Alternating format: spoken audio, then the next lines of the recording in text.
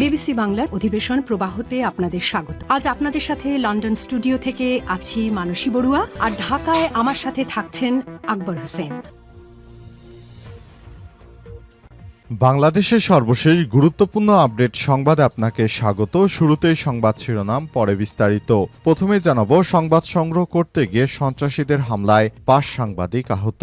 নরসিংদীর আলোকবালিতে বিএনপির ২ গ্রুপের সংঘর্ষের ঘটনায় সংবাদ সংগ্রহ করতে গেলে বিএনপির নেতাকর্মীরা সাংবাদিকদের উপর ব্যাপক হামলা চালিয়েছে। অবস্থায় অন্তত ৫ জন সাংবাদিক গুরুতর আহত হয়েছে। এর মধ্যে সময় টিভি, ৭১ টিভি এবং যমুনা টিভির সাংবাদিকরা রয়েছে। এরপর জানাবো, ইউপিইউ কাউন্সিলে বাংলাদেশ পুনর্নির্বাচিত হয় প্রধান উপদেষ্টার অভিনন্দন। ইউনিভার্সাল পোস্টাল ইউনিয়ন বা ইউপিইউ প্রশাসনিক কাউন্সিল সিএ বাংলাদেশ পুনর্নির্বাচিত হয় সংশ্লিষ্ট প্রতিনিধি দলকে অভিনন্দন জানিয়েছেন প্রধান উপদেষ্টা অধ্যাপক ড. মোহাম্মদ ইউনূস। এদিকে পিয়ারের নামে স্বৈরাচার আসার পথ সুগম করা হচ্ছে বললেন জাহিদ হোসেন। পিয়ার নির্বাচনের নামে পতিত স্বৈরাচার আসার পথ সুযোগ করা হচ্ছে বলে মন্তব্য করেছেন বিএনপির স্থায়ী কমিটির সদস্য ড. এজেডএম জাহিদ হোসেন। আজ রাজধানীর তোপখানা রোডে ফার্মাসিউটিক্যালস রিপ্রেজেন্টেটিভ অ্যাসোসিয়েশন এর জাতীয় সম্মেলনে তিনি এই মন্তব্য করেছেন।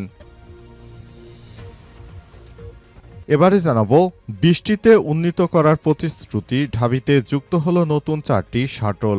ঢাকা বিশ্ববিদ্যালয় ক্যাম্পাস পরিবহনে যুক্ত হয়েছে নতুন 4টি ইলেকট্রিক শাটল। বর্তমানে মোট 8টি শাটল শিক্ষার্থীদের জন্য চলাচল করছে। ঢাকা বিশ্ববিদ্যালয় কেন্দ্রীয় ছাত্র সংসদ ডাকসু পরিবহন সম্পাদক আসিফ আবদুল্লাহ জানিয়েছেন, আগামী 1 মাসের মধ্যেই শাটল সংখ্যা 20-এ উন্নীত করার পরিকল্পনা রয়েছে।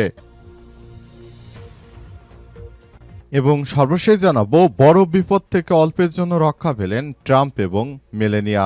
যুক্তরাজ্য সফর শেষে ফেরার পথে মার্কিন প্রেসিডেন্ট ডোনাল্ড ট্রাম্পের হেলিকপ্টারটি যান্ত্রিক ত্রুটির কারণে লন্ডনের লুটন বিমানবন্দরে জরুরি অবতরণ করে। হোয়াইট হাউসের প্রেস সচিব ক্যারোলিন লেভিয়েট জানিয়েছেন, হেলিকপ্টারটিতে সামান্য হাইড্রোলিক সমস্যা দেখা দেয় সতর্কতামূলক পদক্ষেপ হিসেবে স্থানীয় এয়ারফিল্ডে সন্ধ্যায় অবতরণ করানো হয়। পরে ট্রাম্প ও ফার্স্ট লেডি মেলানিয়া ট্রাম্প নিরাপদে হেলিকপ্টারে চড়ে ইস্টার্ন স্টেট বিমানবন্দরে পৌঁছানোর সময় তাদের নির্ধারিত সময় চেয়ে 20 মিনিট দেরি হয়। খবর জিও নিউজের। প্রিয় দর্শক, এতক্ষণ শুনছিলেন সংবাদ শিরোনাম, এবারে বিস্তারিত।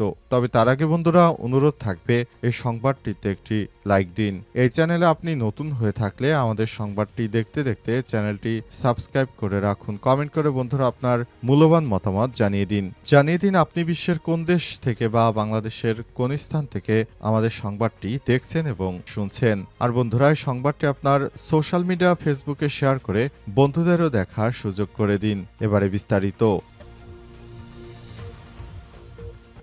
সংবাদ সংগ্রহ করতে গিয়ে সন্ত্রাসীদের হামলায় 5 সাংবাদিক আহত। নরসিংদীর আলোকবালিতে বিএনপির 2 গ্রুপের সংঘর্ষে সংবাদ সংগ্রহ করতে গিয়ে সন্ত্রাসীদের হামলার শিকার হয়েছে যমুনা টেলিভিশন ও সময় টেলিভিশন নরসিংদী জেলা প্রতিনিধি। এতে তারা গুরুতর আহত হন। এই ঘটনায় আরও 3 সাংবাদিক আহত হয়েছে।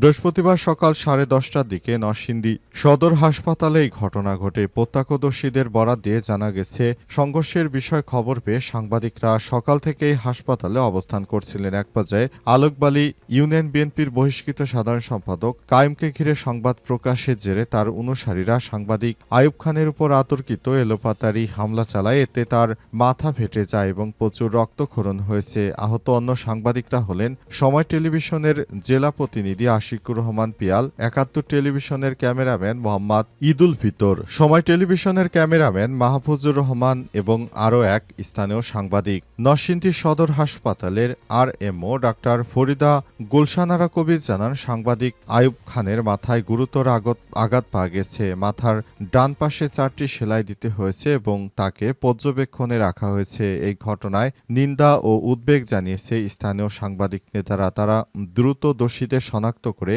আইনের আওতায় আনার দাবি জানিয়েছেন। ইউপিইউ কাউন্সিলে বাংলাদেশ পুনর্নির্বাচিত হয় প্রধান উপদেষ্টার অভিনন্দন।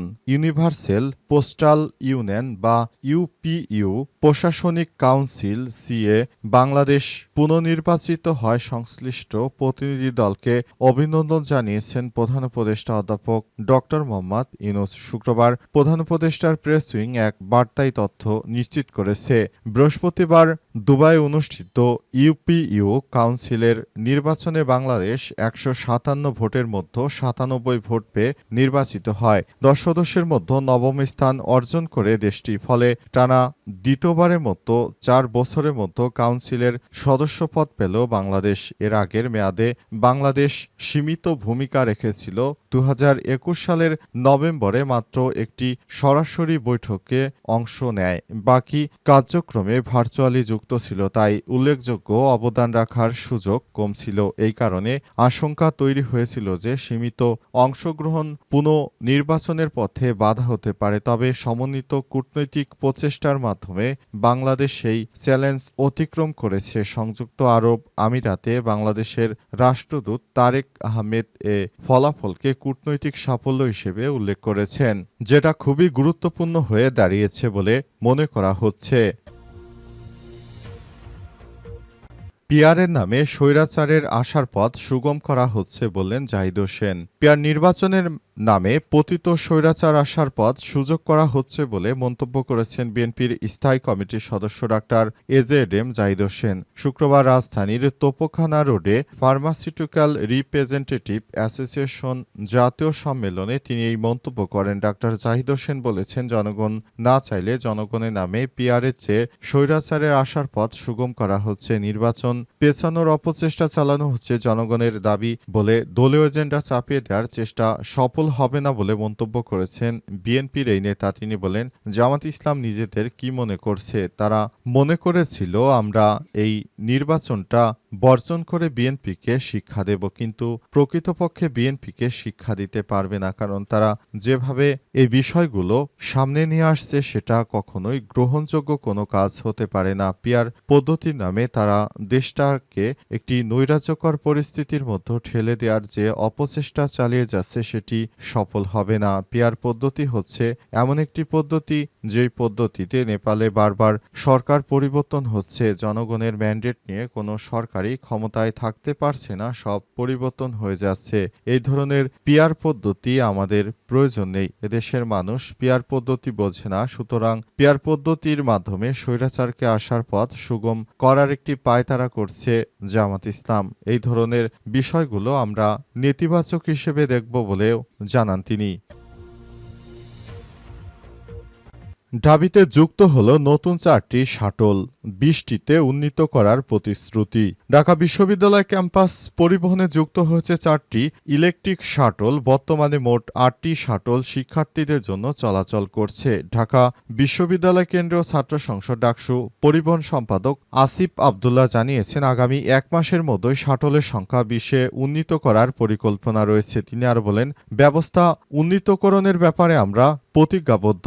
এর অংশ হিসেবে নতুন 4টি শাটল যুক্ত করা হয়েছে। কর্তৃপক্ষের সঙ্গে আলোচনা করে সম্পন্ন হয়েছে। আশা করছি এসব শাটল নিয়মিত চলাচল শুরু করলে ক্যাম্পাসে বহিরাগত যানবাহনের দৌরাত্ম্য অনেকটাই কমে আসবে। পরিবহন সম্পাদক আরও জানান, শিক্ষার্থীদের জন্য ডেডিকেটেড সেবা চালু করা হয়েছে। ফজিলতুন্নেসা হল ও কুয়েত মৈত্রী হলের জন্য বিশেষভাবে বরাদ্দ করা হয়েছে 3টি শাটল। পাশাপাশি গ্রিন ফিউচার ফাউন্ডেশনের সঙ্গে ডাকসুর নিয়মিত বৈঠকের মাধ্যমে শিক্ষার্থীদের যাতায়াত সমস্যা সমাধানে কাজ চলছে। শিক্ষার্থীদের ভোগান্তি কমাতে যৌক্তিক ভাড়া নির্ধারণের কাজও প্রক্রিয়াধীন রয়েছে বলে জানান আসিফ আব্দুল্লাহ। তিনি আরও জানান, অতি শীঘ্রই 20টি শাটল নিয়মিত চলবে। একই সঙ্গে ভাড়ার চার্ট তৈরি করা হচ্ছে। এছাড়াও নির্দিষ্ট পোশাক পরিহিত নির্দিষ্ট রিকশা চালক নিয়োগের মাধ্যমে ভাড়ায় রিকশা সেবাকেও শৃঙ্খলায় আনার উদ্যোগ নেওয়া হচ্ছে। শিক্ষার্থীরা বলছেন, নতুন শাটল যোগ হয় ক্যাম্পাসে তাদের যাতায়াত কিছুটা হলেও